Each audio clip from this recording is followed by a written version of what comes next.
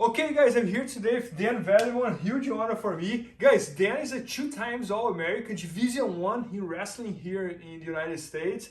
And he's one of the faces of the Fanatic Wrestling website that we have. And nowadays, you started doing Jiu-Jitsu, right, Dan? Yeah. For how long have you been doing Jiu-Jitsu lately? 3 or 4 months maybe. 3 or 4 months, but you guys can imagine how tough he might already be. And today he's going to show us here 2 moves that he used to go behind from the front headlock. So I was chatting here with him and asking like, Dan, can you share something that's working really well for you already in Jiu-Jitsu that's from the wrestling? And then he was showing me like those 2 ways that he's using to go to the back from the front headlock. So maybe you are watching this video, you have some wrestling background and this is going to fit very well for you. Or maybe the opposite, you're the Jiu-Jitsu guy who is doing something kind of similar as Dan is doing, but Dan is probably doing better because he has all the wrestling tricks, and this is kind of like a wrestling situation. So let's do that then. All right. So, as Bernardo was mentioning, I'm kind of new to Jiu-Jitsu, but I've found to have success with this while I've been training over the past few months. And we're going to do this from the wrestling position. It would typically be, he would be on his hands and not his elbows. So if it was more a wrestling battle, we'd be in this position, but I found in Jiu-Jitsu, the athletes tend to go to their elbows or more like the turtle position here. It doesn't matter, it'll work either way. My goal though is to get him uncomfortable enough that he starts to pressure back into me. I need a reaction from him. So just a couple quick keys on this front headlock. I want my shoulder right between his shoulder blades. I want to be off of, it doesn't always have to be off of both knees, but I'm definitely not going to be sitting on my knees. I can't drive into him if I'm on both of my knees. I'm going to keep my elbows short. And what I mean by that is when you're little, they tell you T-Rex arms. Keep my elbows nice and short here, because if I start getting really long here, he can control my hand, he can control my elbow. It's going to be hard for me to do a lot of stuff from there. So keep my elbows short, keeping pressure into him here. Now, again, my shoulder is up high near the back of his shoulder blade. If I start coming up like this, I'm not really creating pressure. He could grab my leg, he could re-attack. I don't want any of that. So I'm going to try to drive through his spine, and I'm going to try to drive straight down back through his tailbone with the goal to be to sit him to his butt if I could. But I've found that most people, when you start to pressure in, they're going to pressure back. So I'm going to pressure. I feel him starting to fight back. As he's doing that, he's actually extending himself, but I want him to pressure into me, and I'm going to use that momentum against him. Now, the way that we're going to do that is I call this kicking out. So right now, as I'm pressuring into him, I'm straight ahead of him. All I'm gonna do, I'm not gonna try to run in a circle. Instead, I'm gonna hop to the side, and I'm gonna use my hands to pull him to where I was. All right, common mistake here is people try to circle and they pull him to where you're still at, where I'm keeping him in front of me. I need to create an angle, and the way I'm gonna do that is jumping to the side, pull him to where I was. So I'm literally gonna do this, and my hands are gonna go like this. All right, so as I do that, I pressure in, and I feel him pressuring back. I hop to the side and pull him to where I was. Now, if I can get him the whole way flat, that's great. A lot of times, he'll build up on, he'll be like here. So I've created this angle. I extended my hands, and the hand that's really pulling is the hand that's in the armpit. All right, that's the one that's creating the pressure. So I went from a pull to almost a tricep extension where I'm keeping weight on him. My other hand's gonna rotate over, block in the back of his armpit. I'll show you the other angle in a second. And then we can take the back here. You can go into whatever you'd like from that position.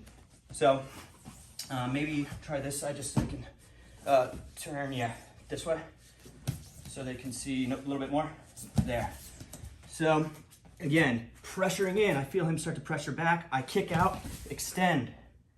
Hand rotates over, blocked in the armpit, and then I can take it back.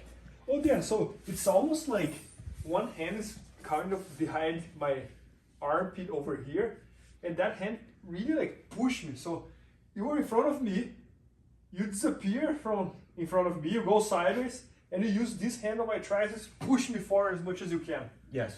Yeah, so yeah, this hand is going from a pull, and then it turns into a push. And I'm trying to keep as much weight. Grip? Yes, it starts here, and then I guess it stays the same, with my thumb out. Got it. Here. Keeping pressure in, and then this hand blocks. So as I spin behind, if I take the pressure off, if I just get you to here, and then I just try to spin behind, there's a chance you can get this arm back up and grab a leg. Yeah. So as I'm coming behind, I'm keeping pressure in as I go behind here. Got it. No, man, that's awesome. One more time then. So last one. So here I'm pressuring in, kick out, extend. And you're on my back. Man, that's amazing. And then can you share that other way as well that you were talking, that you showed me? That was great too. Yeah, so that one's, I would say, more of a jiu-jitsu or a wrestling related finish. And sometimes you'll have guys that will allow you to kind of push them back to a seated guard. Yep. This other one I found can be a little bit better because I don't need to generate that pressure quite the same way. Oh, yeah. So from that same front headlock position, I'm gonna take my hand that was in the armpit last time. I'm gonna come underneath, I'm gonna start to drive up. Now, as I do this, most people, their reaction, they're like, I don't know why he wants my arm there. They're gonna fight it down. As he fights it down, I'm gonna find, man, that's incredible. I'm gonna find that with my hand Yep. here. I'm gonna pull my arm out. I'm gonna pull this across his throat, and I'm gonna use some of my own momentum to go behind him. So what'll happen is I'm here, I limp arm out, I pull myself behind, grab the far hip, and he has no way of stopping me on that side. Man, that's incredible. So one more time. So again, I need to bait him because I can't, it's gonna be hard to come and grab this from here. Yeah. So I need to get him to fight that arm down. And then you grab it. Man, that's amazing. And then I need to keep it tight across your throat.